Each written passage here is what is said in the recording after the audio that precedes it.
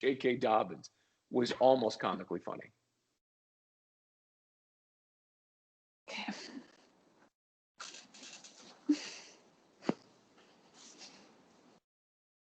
All right. In 3, 2, 1.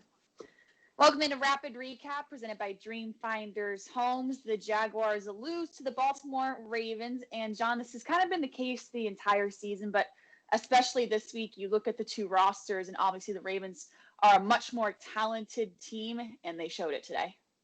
Well, yes, and they're a much more talented team. Still a team that's playing all their guys. They're relatively healthy compared to the Jaguars, and they're a talented team with motivation. I hate being right sometimes. I don't experience it that much, but I just thought coming into this game, that combination plus the Jaguars getting less and less stout against the run as time goes on, be it attrition, fatigue, wearing down. It just felt like the Ravens were going to look at the Tennessee tape and say, well, we run. Let's run. And that's really what it felt like to find it today. Do I have to redo that because of Riley? Stop it. Stay out there. Stop barking. Sorry, John. Okay. All right. In 3, 2, 1. Welcome into Rapid Recap presented by Dreamfinders Homes. The Jaguars lose this one to the Baltimore Ravens, extending that losing streak. And we've talked about this throughout the entire season, John, but really it was true this week. You look at the two rosters, whether it's health or talent, the Ravens overall were just a much more talented team today. Yeah, I hate being right. And as you guys know, it doesn't happen very often. But I knew this week it just felt like a mismatch for many reasons. As you said, Shlyn, the Ravens roster, they were healthy compared to the Jaguars. It was that stat this week, Jaguars used 79 players or whatever it is. The Ravens also could look at the Jaguars' weakness and see this team is having trouble stop the run. They're getting less and less stout as the season goes on. It happens to teams that are struggling. And they said, we can run. It's what we are. It just felt like one of those games that there was no way the Jaguars would be able to compete without some big early breaks. They even got one, and it didn't help.